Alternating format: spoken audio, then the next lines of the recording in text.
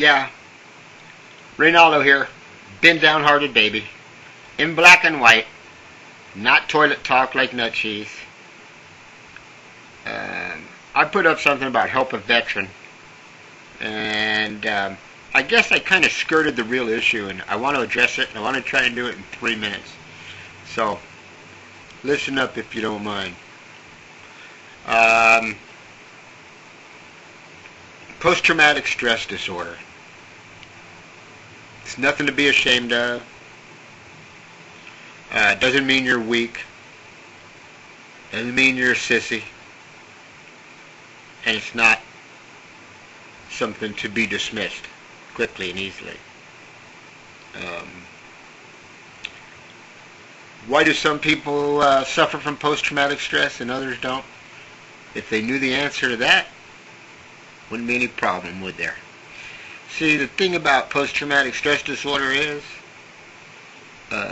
it starts way back when something traumatic happens to you and your body physically doesn't process the trauma. Anyway, I'm not a doctor. I'm not a psychiatrist. I'm not a psychologist, although psychology was my major. But, you know, if you just Google post-traumatic stress disorder or PTSD, you can find out a lot about it. And a lot of veterans suffer with it and carry that problem for 30 years or longer because they're ashamed. Because people make them feel it's a weakness. People treat you like a coward or something. And it's not something to be joked about. It's not something to be dismissed easily. I just want to ask everybody, if you know a veteran, or anybody for that matter, who's had a trauma and seems to have all these symptoms going on, you know, like drug abuse and alcohol abuse, and can't hold a job, angry at everybody, fights with everybody, sullen, quiet, stays home by themselves.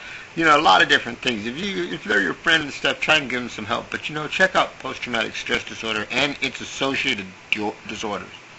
Like there's a dissociative disorder that comes along with it for some people.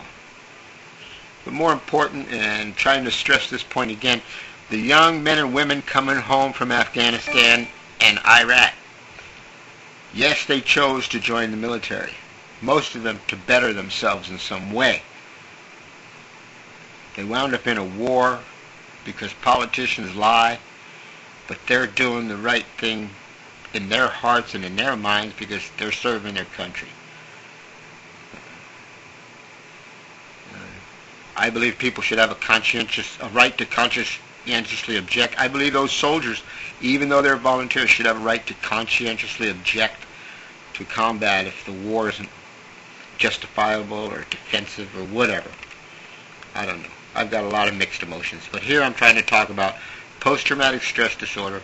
Don't dismiss it. Don't be ashamed of it. Deal with it.